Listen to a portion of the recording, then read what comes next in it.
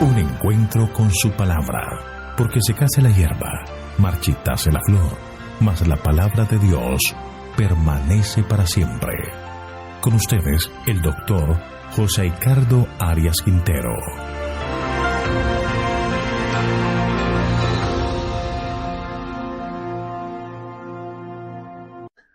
Vamos a estudiar Daniel capítulo 8, la tercera parte, purificación del santuario.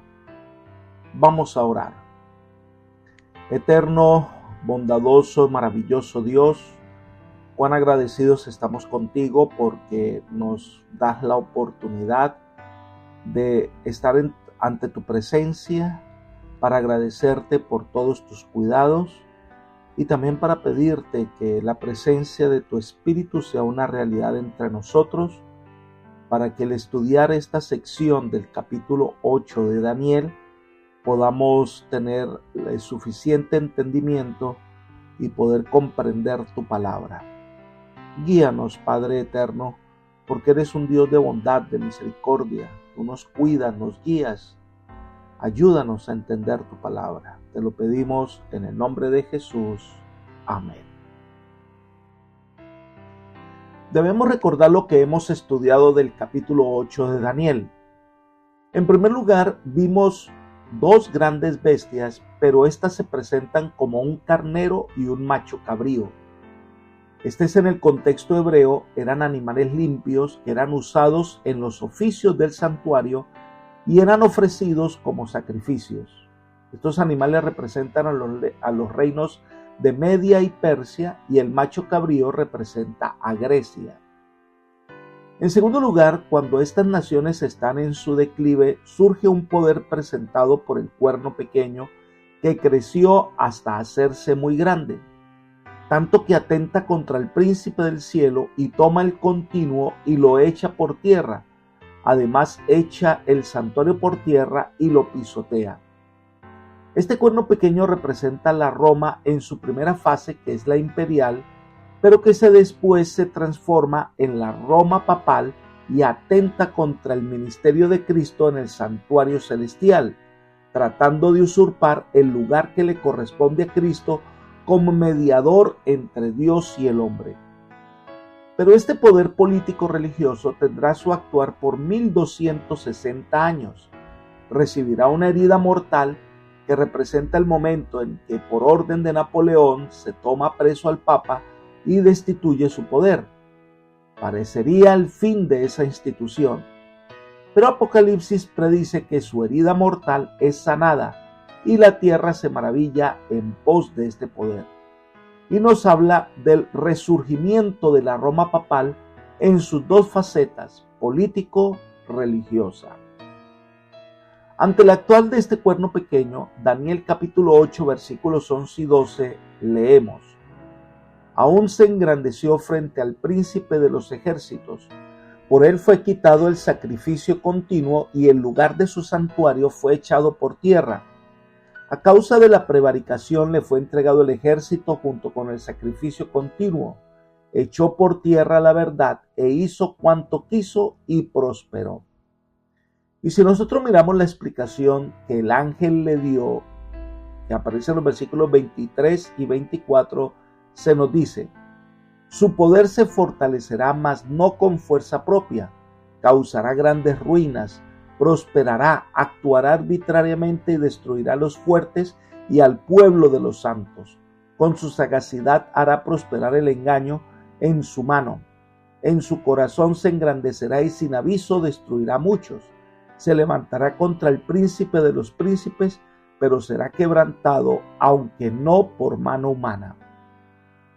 Este actuar del cuerno, que era pequeño y que ahora ha crecido tanto que toma el continuo, lo echa por tierra, pisotea la verdad, hace cuanto quiere y con engaño hace prosperar su camino, esto produce un impacto en la mente del profeta.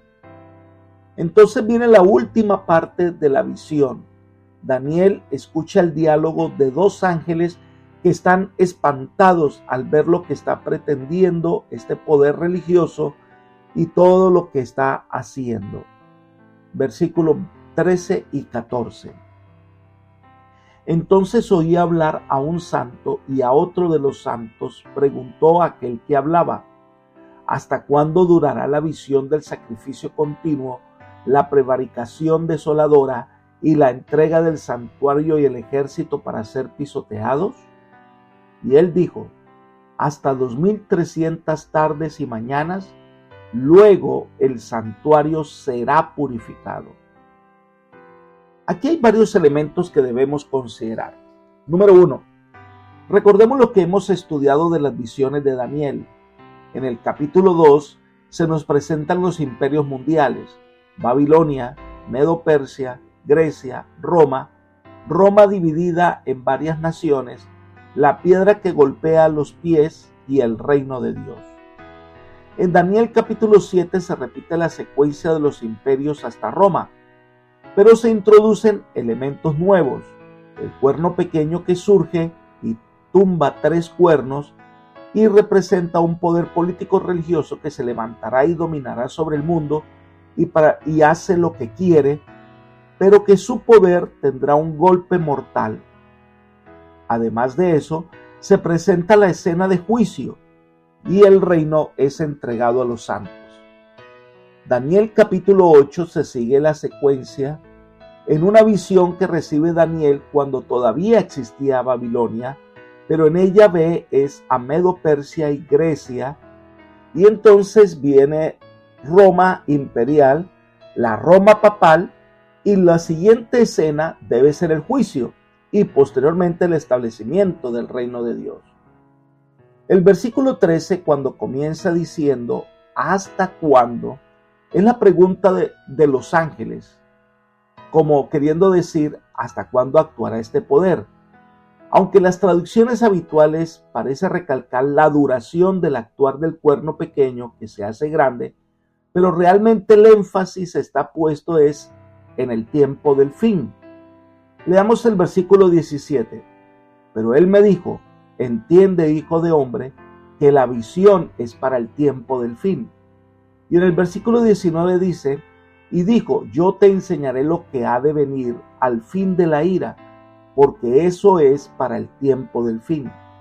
Lo que significa que el propósito real de la pregunta no sea un interrogante sobre la duración, ¿cuánto tiempo?, sino sobre la terminación, ¿hasta cuándo?, y lo que sigue después de eso.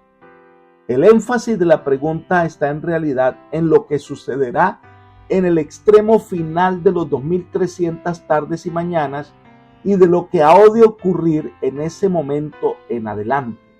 Lo que ocurrirá, según el versículo 14, es que el santuario será purificado y entonces vendrá el fin. Hay una similitud entre Daniel capítulo 8 y Levítico capítulo 16 que describe el día de la expiación. Miremos por un momento el capítulo 16 de Levítico. Es interesante que el día de la expiación Aarón tuvo que ofrecer un carnero. Miremos el versículo 3. Con esto entrará Aarón en el santuario, con un becerro para expiación y un carnero para holocausto. Posteriormente, dentro del ritual de ese día, se debían ofrecer 2 machos cabríos, versículos 7 y 8. Después tomará los 2 machos cabríos y los presentará delante de Jehová a la puerta del tabernáculo de reunión, y echará suertes a Aarón sobre los 2 machos cabríos, una suerte por Jehová y otra suerte por Azazel. Uno de los machos cabríos debía ser sacrificado y su sangre sería para expiar o limpiar o purificar el santuario. Leamos los versículos 15 y 16. Después degollará el macho cabrío en expiación por el pecado del pueblo y llevará la sangre detrás del velo adentro y hará de la sangre como hizo con la sangre del becerro y la esparcirá sobre el propiciatorio y delante del propiciatorio. Así purificará el santuario a causa de las impurezas de los hijos de Israel, de sus rebeliones y de todos sus pecados. De la misma manera hará también al tabernáculo de reunión, el cual reside entre ellos en medio de sus impurezas. Esto es interesante en el simbolismo. Cada día el pueblo de Israel traía sus ofrendas, sus holocaustos por el pecado. El pecador colocaba las manos sobre el cordero y el cordero era sacrificado. De esta manera transfería su pecado al cordero. El cordero debía morir porque la paga del pecado es muerte. La sangre del cordero era tomada y era untada sobre los cuernos del altar o llevada dentro del velo que dividía el lugar santo del lugar santísimo. De esta manera el pecador era perdonado, pero el registro de ese pecado perdonado quedaba en el templo. Por la ofrenda de sacrificio y la sangre derramada y asperjada. Por eso, una vez al año, versículos 29 y 30, y esto tendréis por estatuto perpetuo. En el mes séptimo, a los 10 días del mes, afligiréis vuestras almas, y ninguna obra haréis, ni el natural ni el extranjero que mora entre vosotros, porque en este día se hará expiación por vosotros, y seréis limpios de todos vuestros pecados delante de Jehová. Así que una vez al año, el santuario era purificado y limpiado, pero de los registros de esos pecados perdonados, de esos pecados que han quedado registrados en el santuario. Era el fin de todo el proceso. Posteriormente el sumo sacerdote salía del santuario, se lavaba, se cambiaba, y leamos los versículos 20 al 22. Cuando hubiese acabado de expiar el santuario y el tabernáculo de reunión y el altar, hará traer el macho cabrío vivo, y pondrá Aarón sus 2 manos sobre la cabeza del macho cabrío vivo, y confesará sobre él todas las iniquidades de los hijos de Israel, todas sus rebeliones y todos sus pecados, poniéndolos así sobre la cabeza del macho cabrío, y lo enviará al desierto por mano de un hombre destinado para eso. Y aquel macho cabrío llevará sobre sí todas las iniquidades de ellos a tierra inhabitada, y dejará ir al macho cabrío por el desierto. Este macho cabrío no era sacrificado, era dejado vivo, era sacado del campamento y abandonado a un lugar desierto. De esta manera el santuario era purificado. Ahora, traslademos estos símbolos a Daniel capítulo 8. Vemos el carnero, vemos el macho cabrío, pero no aparece otra bestia u otro animal, sino un cuerno pequeño que crece y actúa a su antojo. Entonces el ángel pregunta, ¿hasta cuándo será el cumplimiento de todo? Y el ángel responde, hasta 2300 tardes y mañanas, y el santuario será purificado. Se está hablando de esa obra especial de expiación del santuario, el fin de los registros del pecado confesados y perdonados de los hijos de Dios. Ahora, volvamos nuestra mente a lo que hemos estudiado en Daniel capítulo 7, donde Juan ve una escena de juicio. Dice que el anciano de días se sienta en un trono y hay millares que están allí y millones que son testigos. Entonces los libros se abren. Está el registro de los pecados confesados y perdonados, y de aquellos que sus nombres están escritos en el libro de la vida. Entonces, en la escena profética de Daniel, él ve que viene un hijo de hombre, pero este hijo de hombre se presenta ante el anciano de días y es el abogado defensor, y también tiene una función especial como juez. Los que creen en él serán salvos, los que no creen serán condenados. A esto lo llamamos el juicio investigador, el examen de los registros del cielo. Ahora, si seguimos la línea profética en Daniel capítulo 8, después del actuar del cuerno pequeño, debe venir el juicio. Pero en Daniel 8 se habla es del día de la expiación, que consiste en purificar el santuario de los registros de los pecados confesados y perdonados. Por lo tanto, estas 2 escenas son paralelas. El juicio investigador de Daniel 7 es la purificación del santuario en Daniel 8. Y el tiempo profético nos indicaría el inicio de ese juicio investigador en el cielo. Lo que hace Daniel 7 es presentarnos que después del actuar del cuerno pequeño por 1260 días va a comenzar el juicio en el cielo. Y en Daniel 8 también nos dice que después del actuar del cuerno pequeño comenzará la expiación, pero lo que añade es que nos da la fecha del inicio de ese juicio.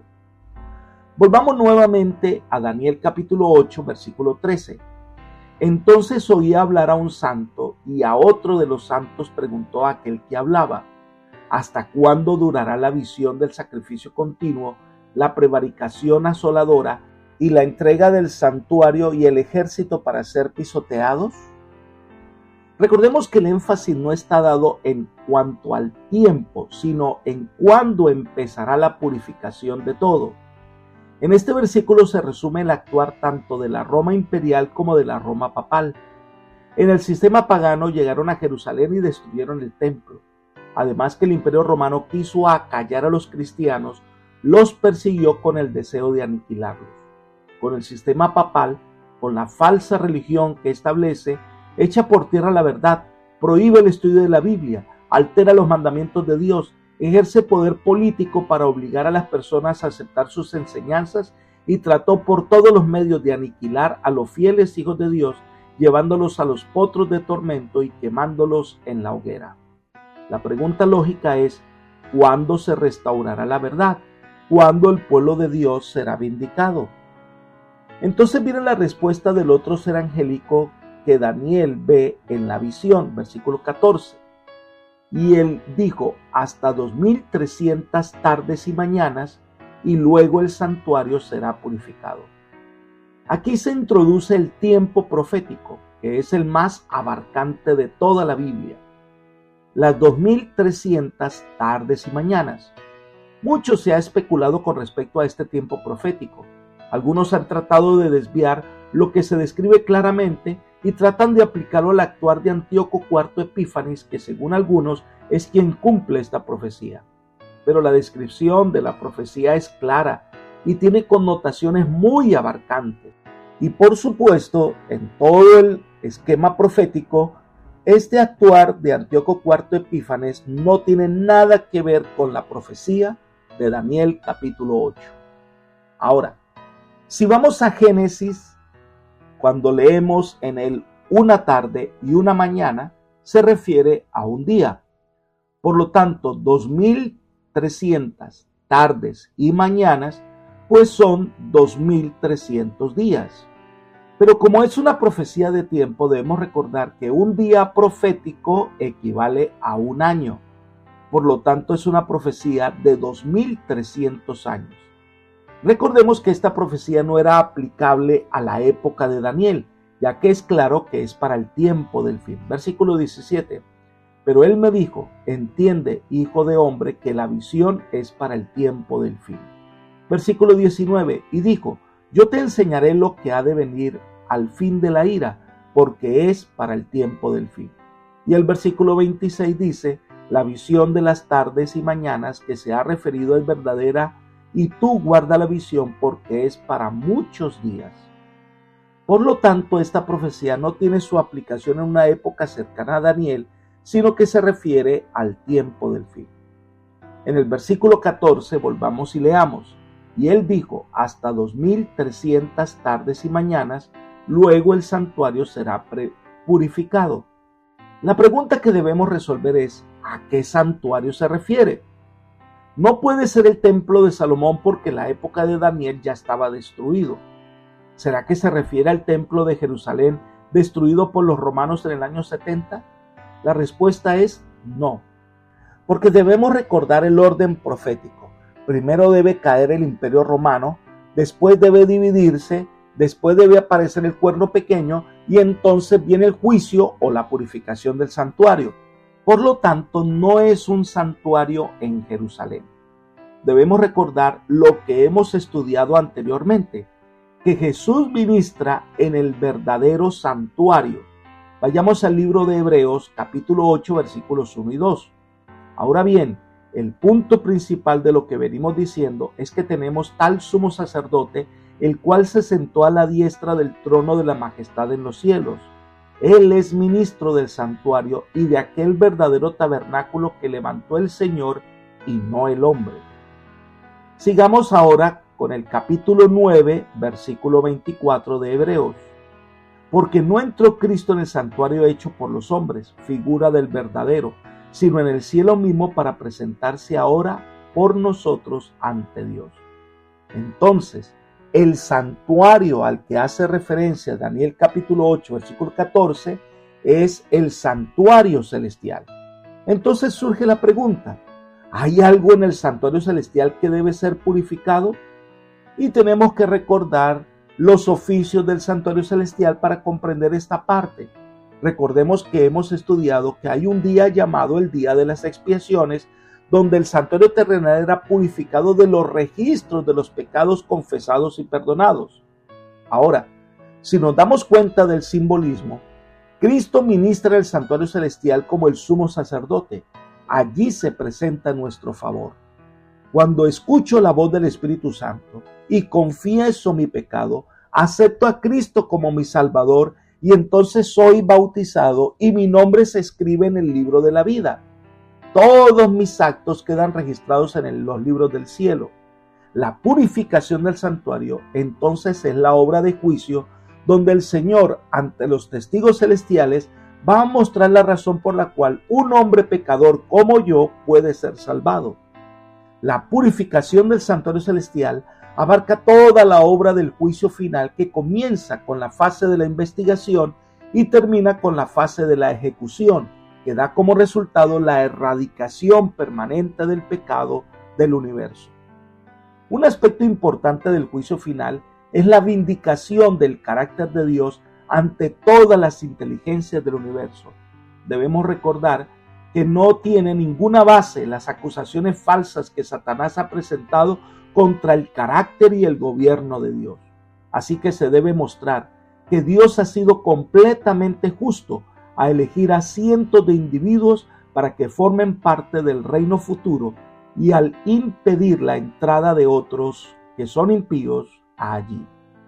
Por eso todo el universo llegará a confesar: justos y verdaderos son tus caminos. Volvamos entonces a leer Daniel capítulo 8, versículo 14. Y él dijo: hasta 2300 tardes y mañanas, y luego el santuario será purificado. Así que el santuario al que hace referencia es el santuario celestial. Y la conclusión a la que llegamos es que 2300 tardes y mañanas son 2300 días y que un día profético equivale a un año literal. Por lo tanto, la profecía de 2300 días son realmente 2300 años.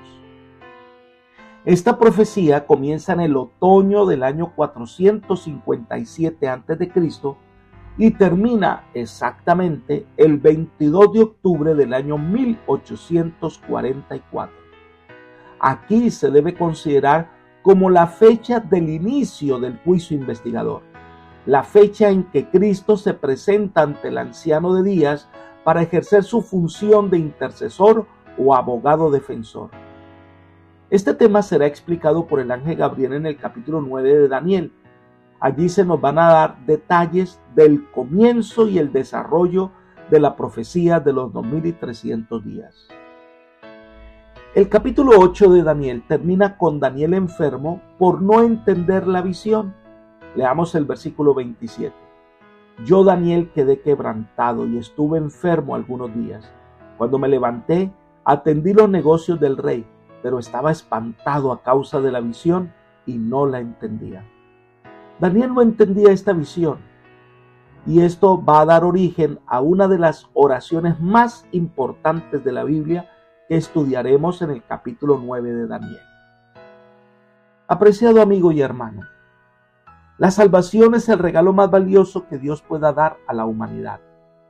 Toda su obra gira en torno a darnos a todos la oportunidad para que lo conozcamos y lo aceptemos como nuestro Señor y Salvador. Te invito hoy a refugiarte en el Señor, a buscar su dirección. Hoy Cristo está intercediendo por ti en el cielo y tiene todo el propósito de perdonarte y salvarte. Pero recuerda que no te obligará, ya que la decisión es solo tuya. Que el Señor te bendiga y te guarde y te guíe por sendas de paz. Es mi oración por ti. Amén.